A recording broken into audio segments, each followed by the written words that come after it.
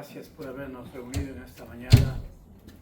Aquí estamos, Dios mío, ante tu presencia en nombre de Jesucristo, para suplicarte que tengas la bondad de bendecirnos en esta mañana, que abras nuestros corazones y nuestro entendimiento para escuchar lo que tú quieres decirnos, Señor.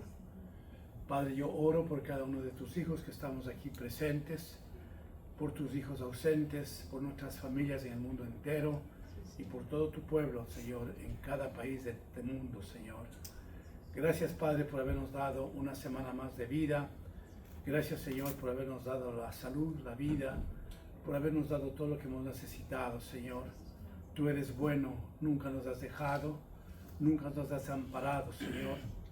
Y aunque quizás no podamos entender muchas veces ello, pero, Señor, tú estás a cada minuto con nosotros, Señor. No hay día que no estés preocupado de nuestros deseos, de nuestros anhelos, de nuestras necesidades. Tú nos amas, Dios mío, más allá de lo que podemos entender nosotros. Por eso en esta mañana queremos decirte que te amamos, Señor. Amén. Padre bueno de la gloria, toma mi vida, mis gestos, mi voz, para que tú hables en esta mañana, Señor. En el nombre de Jesús oramos. Amén. Amén. Nos ponemos en pie, hermanos, por favor, para dar lectura a la palabra. Y vamos a la segunda epístola del apóstol San Pablo a Timoteo.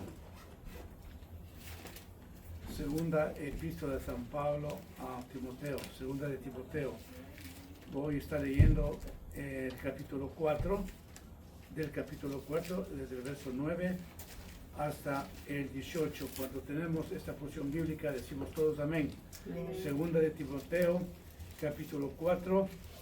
Y voy a dar lectura del 9 hasta el 18. ¿Tenemos ya todos, hermanos? Amén. Decimos amén. Amén. La palabra del Señor siempre lo leemos en el nombre del Padre, del Hijo y del Espíritu Santo. Instrucciones personales. Procura venir pronto a verme, porque Demas me ha desamparado amando este mundo y se ha ido a Tesalónica. Crescente fue a Galacia y Tito a Dalmacia. Solo Lucas está conmigo. Toma a Marcos y tráele contigo, porque me es útil para el ministerio.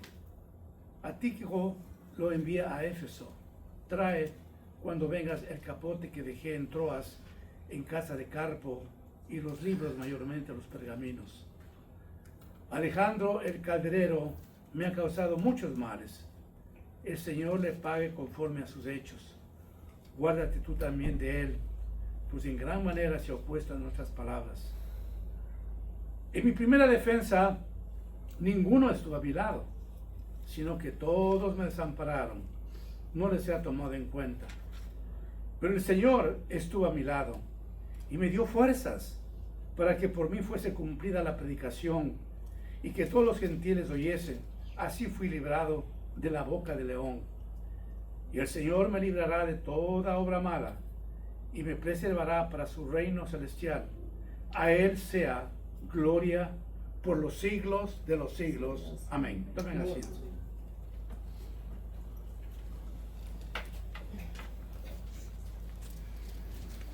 Nuestras vidas algún día flaquean. Creemos estar totalmente convencidos de que nunca vamos a flaquear en nada. Pero no es así. Vemos a un apóstol Pablo que está preso y empieza a sentir esa soledad. Empieza a sentir la ausencia de sus hermanos en Cristo. Empieza a sentir la soledad que es estar sin ninguna persona que le acompañe. Extraña su iglesia, su ministerio.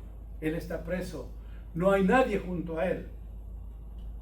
Y por eso él escribe esta carta y concluye justamente con estas palabras para poder decir a sus hermanos qué es lo que ha ocurrido. Dice que Demas me ha desamparado amando más a este mundo. Demas era un colega de él, era un amigo, el que estaba siempre acompañando a su ministerio. Ya no apareció más Demas. Y por el contrario, él dejó a su gran amigo. Dice, me desamparó. Ya no está Demas conmigo. Amados hermanos, ¿cuántas ocasiones en nuestras vidas nos hemos sentido solos?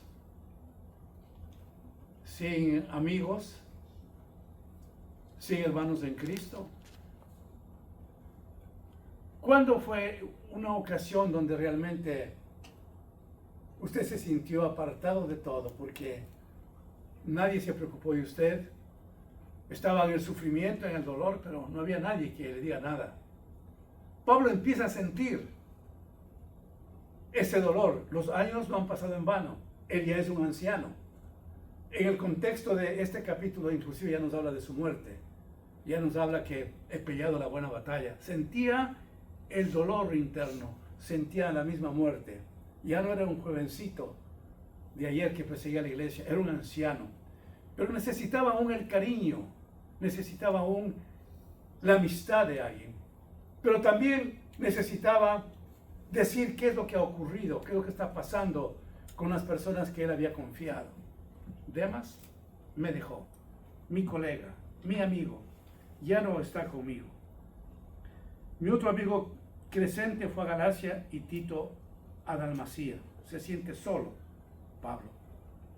Dice, solo Lucas está conmigo. Toma a Marcos y tráele contigo porque me es útil para el ministerio. Ese entusiasmo quizás que tenía ese momento Pablo implicaba tener un amigo, Lucas. El médico Lucas estaba junto a él. Me imagino consolándole, yéndole a visitar en la cárcel. Era un médico. Posiblemente le preguntaba a Pablo, ¿cómo está tu salud? ¿Cómo te sientes? Miremos entonces que había un aliciente de alguien que se ocupaba de su vida. Era un apóstol Lucas, era un compañero, era un profesional médico. Y él se sentía contento de saber que Lucas estaba a su alrededor. Cuando hay alguien en nuestras vidas y nos sentimos solos, absolutamente solos, siempre el Señor va a poner a alguien para que nos dé ese combustible espiritual que necesitamos para seguir caminando. ¿No le ha pasado a usted alguna ocasión, hermano, cuando ha estado totalmente solo, triste, abatido, que por ahí ha surgido una palabra de consuelo de parte de un predicador, de un hermano en Cristo, de su esposa, de su esposo, de su hija, de su familia, de su vecino, de su amigo, de alguien? ¿No es cierto que eso le conforta a uno, le eleva el espíritu? Yo me acuerdo muchísimos años atrás, décadas atrás, me sentía solo realmente. Y una persona me escribió en un papel solamente 2 palabras, adelante y ánimo. Me quedó me clavó tan profundamente esas 2 palabras que yo también sé usar siempre, ánimo, adelante. Nunca más he vuelto a olvidarme esas palabras. Solo 2 palabras me ponía a mí en otra situación. Hubo quien me diga, ánimo, adelante. Cuando nos encontramos en esas condiciones, hermanos, siempre el Señor usa a alguien para darnos ese aliento de vida. ¿Por qué? Porque Dios nos ha ofrecido no dejarnos nunca.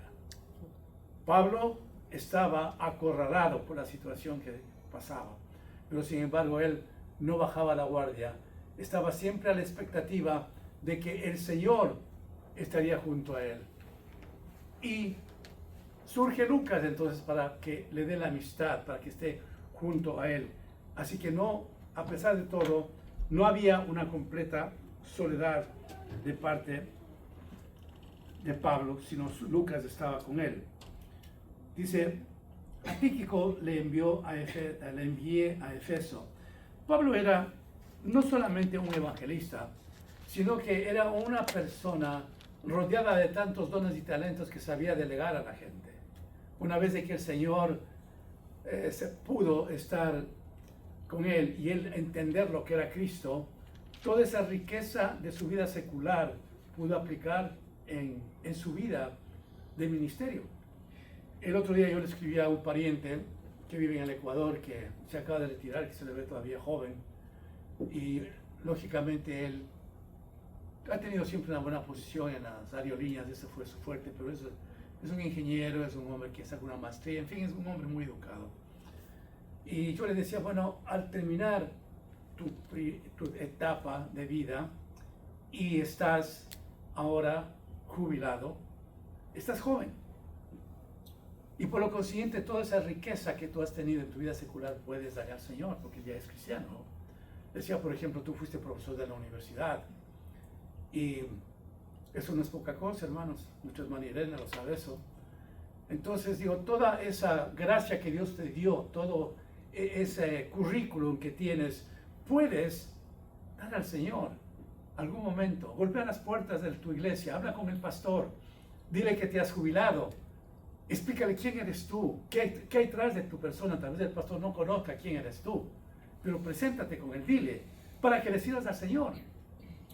Porque eso es las cosas en Dios. Estar preparado para servir al Señor. Esa es justamente la consolidación formidable, maravillosa que nosotros tenemos. Él me contestó de una forma positiva. Digo, sí, me dijo, sí, en verdad, buen consejo, lo voy a hacer así. Así que, amados hermanos, todo esa experiencia, ese trasfondo que tenemos nosotros de nuestra vida secular, aún sin conocer o conocer al Señor, en algún momento nos sirve para estar en el reino de Dios. Pablo era un hombre muy letrado. Él estuvo a los pies de Gamaliel, un hombre que aprendió la palabra, aún siendo un fariseo, vamos a decir así. Fue un hombre muy trabajador, un hombre de negocios, que recopiló todo ese esfuerzo en su vida secular para servir al Señor. Entonces, por esa razón, Pablo sabía delegar a sus compañeros de milicia en el servicio al Señor. Pero no le importaba a él que estando en la cárcel manejaba en el ministerio, delegando a las otras personas para que la obra del Señor continúe. En otras palabras, Pablo, a pesar de que estaba en el sufrimiento, en agonía, si usted quiere, de estar preso, sin embargo su corazón ardía profundamente por el servicio al Señor. Y por eso empieza él totalmente a delegar a aquellos hermanos, amigos suyos que estuvieron con él en el ministerio. Y aquí habla Pablo diciendo que necesita algo. Dice, trae cuando vengas el capote que dejé en Troas, en casa de Carpo, y los libros, mayormente los pergaminos. Cuando él habla del capote, en aquel entonces era como un poncho. No sé si me voy a entender cuando digo poncho, que tiene para ponerse así, bueno, vamos a decir abrigo, como quiera, un poncho que usted se pone por la cabeza. Entonces en ese tiempo el capote era eso. El que hemos entendido de que el apóstol San Pablo, al estar en esa cruel cárcel, habrá sido ese lugar frío, habrá sido maloliento. Ustedes pueden imaginarse las cárceles que los romanos tenían en aquel entonces, terribles. Entonces le dice, necesito el capote, por favor. ¿Cuánta necesidad habrá tenido de un vestido que abrigue su cuerpo? Por favor, tráeme el capote, lo necesito. ¿Cómo habrá estado Pablo, hermanos? Y eso entonces me hace entender, y quiero llevarles a ustedes a pensar, hermanos, que el sufrimiento corporal también se da en la vida de los cristianos. Por ejemplo, cuando estamos enfermos. ¿Qué sufre usted? Su alma no sufre, sufre su cuerpo, ese dolor tremendo. Yo siempre suelo decir, la prueba más compleja es justamente la enfermedad, porque otra prueba la podemos manejar porque estamos con los 5 sentidos. Pero cuando nuestro cuerpo está tocado por enfermedad, sufrimos de enfermedad, hay dolor en nuestros cuerpos, es bastante terrible. Y aquí también, hermanos, me lleva a pensar en el sufrimiento, en el dolor de nuestro Señor Jesucristo. El dolor que Él tuvo en su cuerpo. Como yo siempre les manifiesto, que deben grabarse cuando digo esto, y lo voy a repetir. Cuando le pusieron sus clavos de 14 centímetros los romanos. ¿Qué dolor habrá sentido clavado en sus pies? Un clavo de 14 centímetros. Y otro por acá y otro por acá. Clavos de acero de 14 centímetros. ¿Qué dolor habrá tenido? Entonces, Jesucristo obviamente también es la manifestación del dolor de su cuerpo. Él llegó a la cruz del Calvario en sufrimiento, en dolor de cuerpo. Y cuando usted, hermano, realmente en algún momento, por una u otra razón, esté enfermo, esté enferma, acuérdese del dolor de Cristo. Acuérdese de la vida miserable que Pablo pudo haber estado en esa cárcel, en esa prisión. Acuérdense usted, hermanos, de que esa enfermedad, comparativamente con lo que pasó nuestro Señor Jesucristo, puede ser nada. Y entonces nosotros tenemos que sufrir o aceptar, acordándonos de lo que tuvo que pasar nuestro Señor Jesucristo, lo que tuvo que pasar Pablo. Por eso es que Él nos exhibe, en 2 de Corintios capítulo 11, nos exhibe su hoja de vida, cuando Él habla de azotes, cuando habla de todas las cosas que Él pasó. Él no nos presenta un currículum así de fácil, así de sencillo. Él nos presenta un currículum bastante complejo de lo que Él era, de lo que Él tenía. Pablo era un hombre que había dado todo, su alma, su espíritu, todo lo que Él tenía. Porque eso es lo que el Señor espera de nosotros. Tenemos que darlo todo, hermanos. Me comunicaba también con una sobrina allá en el Ecuador que por mucho tiempo no tenía trabajo, y una profesional, pero sin embargo estaba sin trabajo. Y yo le decía, miren, si usted le ha dado el 100% al Señor de su vida, el Señor le va a usted a compensarle, le va el Señor a bendecirlo. El Señor va a estar con usted. Y me contesta, sí, en verdad, yo creo que tengo que darle al Señor el 100%. Creo que no le he dado el 100% al Señor. Así que, hermanos amados, cuando nosotros estamos hablando de cosas del Señor, tenemos que entender, hermanos, de que hay que darle al Señor todo nuestras vidas.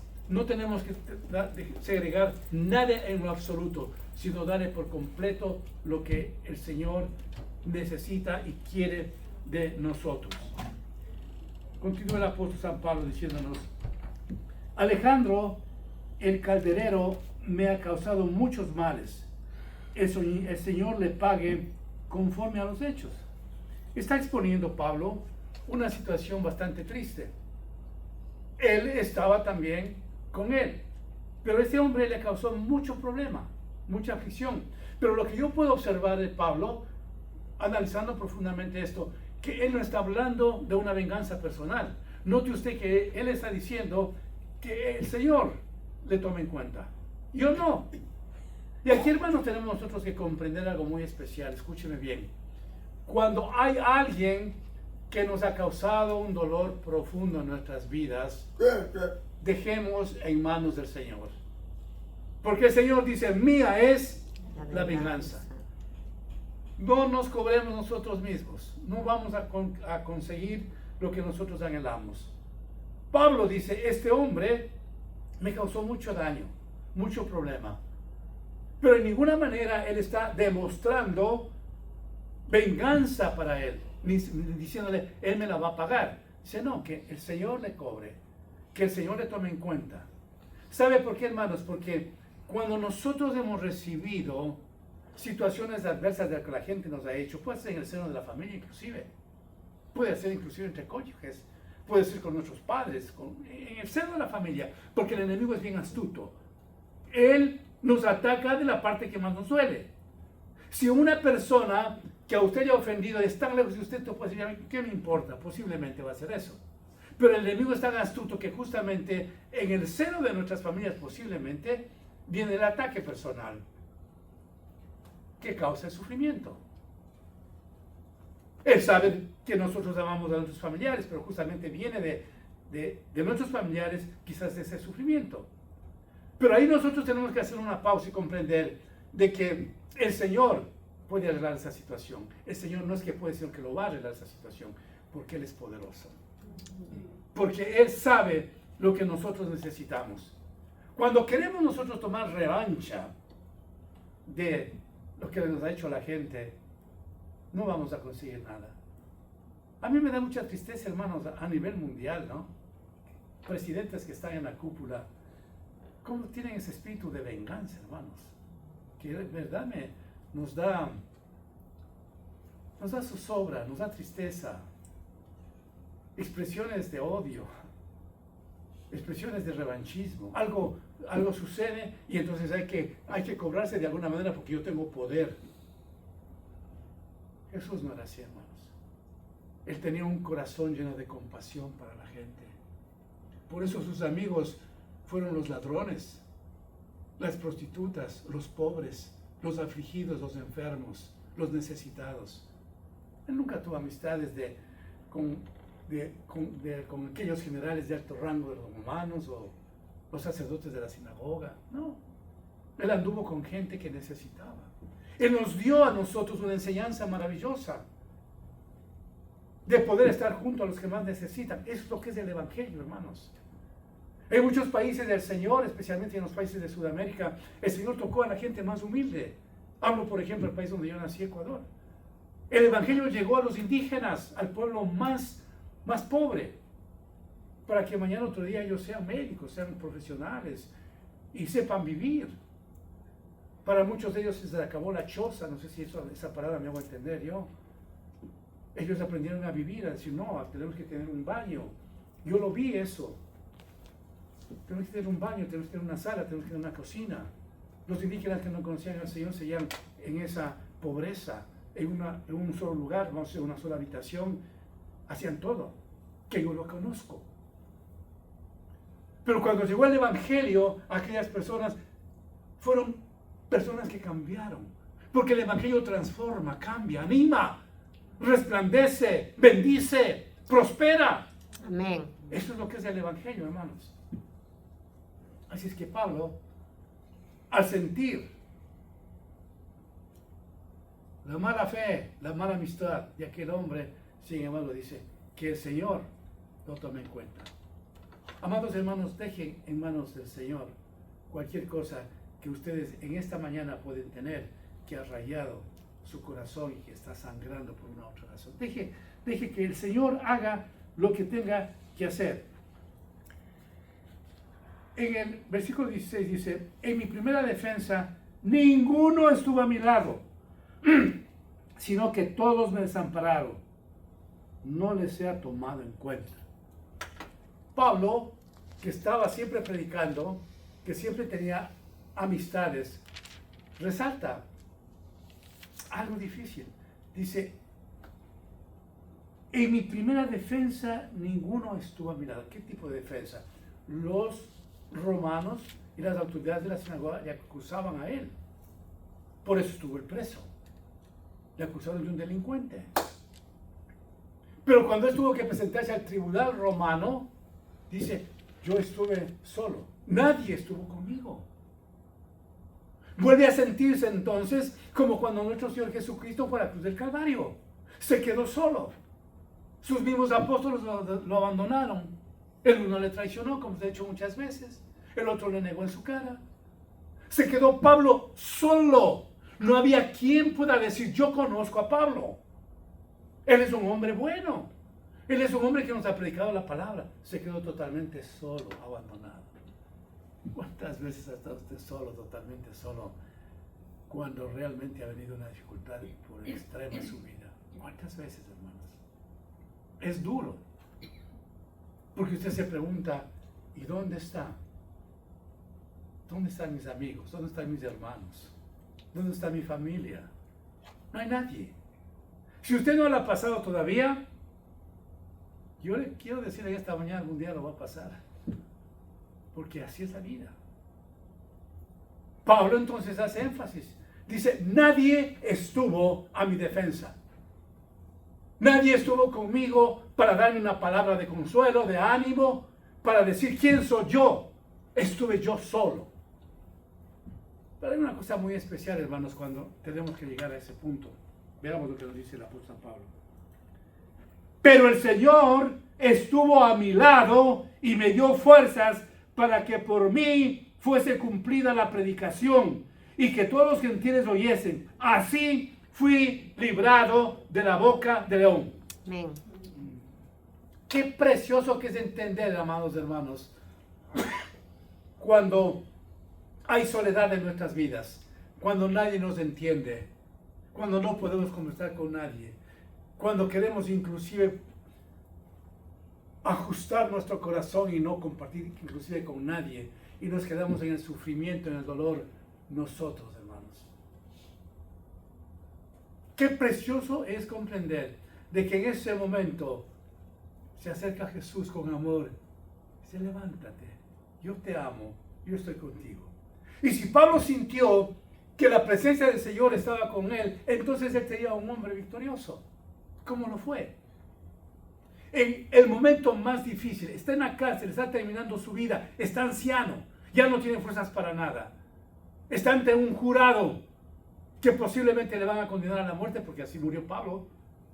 Sin embargo, dice, estuvo en la presencia del Señor. Amados hermanos, el Señor nunca nos dejará. Amén. Nunca nos desamparará. Yo no sé cuál sea realmente la situación difícil, compleja que usted esté pasando. No lo sé. Pero usted y el Señor lo sabe. Así que confíe en el Señor. Porque entonces el león rugiente que está alrededor de usted tratando de atraparle, de desanimarle, decir, ¿dónde está tu Dios? Mira cómo estás, nadie te ayuda. Has fracasado. Todo no sirve.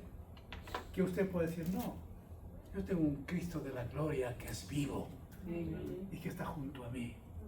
Él no me ha dejado. Él no me ha desamparado. Amados hermanos, en el dolor de nuestras vidas, en las tribulaciones, en las necesidades, en la nostalgia, en la soledad, ahí tiene que haber un termómetro espiritual que nos identifica si realmente creemos a un Cristo que nos va a sacar, que nos va a ayudar de lo que estamos. Es ahí, hermanos, cuando nosotros podemos ver dónde nos encontramos. Cuando hay paz en su vida y usted totalmente está sujeto a la voluntad de Dios, yo quiero decirle que el Señor está con usted, que usted conoce al Señor, que el Espíritu Santo está viviendo con usted. Cuando en medio de esa amargura, de esa tristeza, usted siente la esperanza. Cuando está declinado totalmente, hermanos, y sigue en un túnel oscuro, sin ver nada, y afligido, y derrotado, y parecería que no hay luz que se prende en ese túnel oscuro, su fe, quizás por su culpa, está débil. Y entonces ahí es cuando el enemigo aprovecha para quitar de nuestros corazones el amor, la esperanza y la seguridad que tenemos en el Dios vivo, que es Cristo Jesús. Empieza a poner en nuestra cabeza, acuérdese de la aplicación que hice semanas atrás de la mente, empieza a poner en nuestra mente basura, esa basura baja al corazón y empezamos nosotros a vivir una vida de derrota. Porque hemos dejado de creer de quién es el Creador nuestro. Hemos dejado de creer quién es nuestra esperanza, nuestra vida. ¿Dónde estamos, hermanos, en esta mañana? No vamos a dar cabida al enemigo cuando las cosas por una u otra razón no están en la plataforma que deseamos. No podemos darle acceso a eso, hermanos. Queremos nosotros siempre estar firmes en las cosas del Señor para entender de que Él nunca nos ha dejado. No nos dejará jamás, hermanos.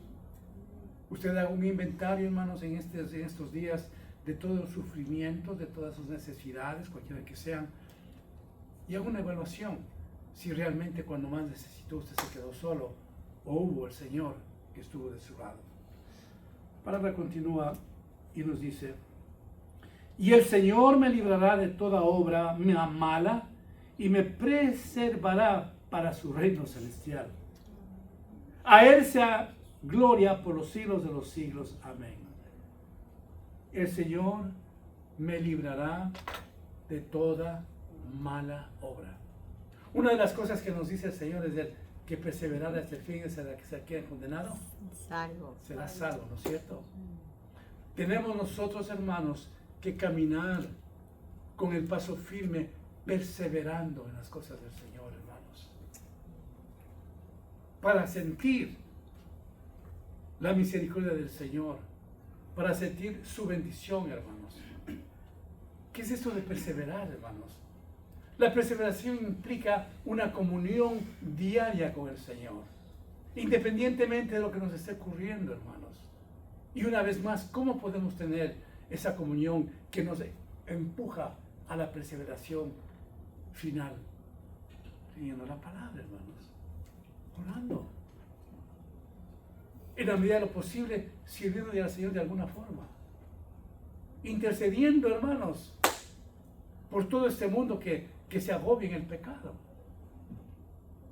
Cuando estamos solamente orando para nosotros, para nuestras necesidades, no funciona así, hermanos. Tenemos que encarnarnos por los demás. Tenemos que entender que esa es la forma como vamos a perseverar, hermanos. Un día sí, otro día no. Un día sí, otro día no. Esa no es la forma de vivir de un cristiano. No somos una ruleta rusa, hermanos. Nosotros tenemos que pedir al Señor que nos mantenga en esa plataforma, en ese nivel.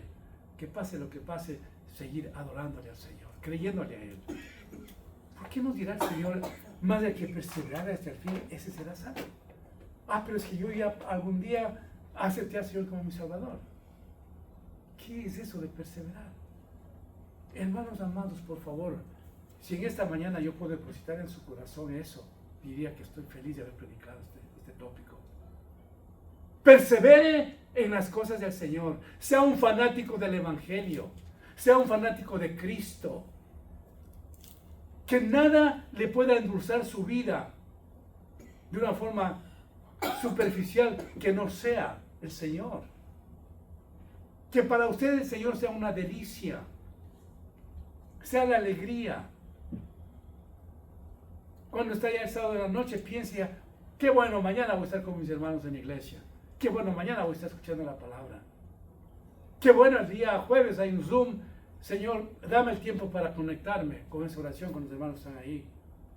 Ay, hermano, sé que tal hermano está enfermo. Le voy a mandar un mensaje para que el Señor le ayude y que esa persona que está enferma sepa que estoy orando por ella. Eso significa una comunión íntima con el reino de Dios, hermanos. ¿Nos es tan difícil hacer eso? No. Mandar un WhatsApp donde estemos identificados como hermanos en Cristo y dando ánimo a una persona. Eso significa perseverar. El estar conectados en las cosas que solamente es de Dios. Eso significa perseverar. ¿Para qué? Para que nosotros tengamos los frutos que esperamos. Nosotros no podemos esperar frutos prósperos de nuestras vidas si la comunión íntima con el Señor no existe. Hay que sembrar, hermanos, en todo tiempo para cosechar. Ahora es el tiempo de servir al Señor. Mirad que los campos están listos y verdes, pero la mies es mucho, dice, ¿no? Los obreros son pocos. La mies es comparada con la gente. Esos 8.000 millones de habitantes que vive el mundo entero, ¿cómo estarán, hermanos? La gente es la mies. Y dice el Señor, los obreros son pocos. No hay obreros. No hay gente comprometida con las cosas del Señor. Pero como les he dicho muchas veces a ustedes, hermanos, no se trata de venir acá al púlpito a predicar de los domingos, ni estar en estadios evangelizando, no. Hay un ministerio profundo en su vida, que es la conexión con el Señor, la comunicación con Él, buscando al Señor, intercediendo por sus hermanos de aquí de la iglesia, sus hermanos fuera de la iglesia, por su país, por las cosas difíciles que están pasando en nuestros pueblos, hermanos.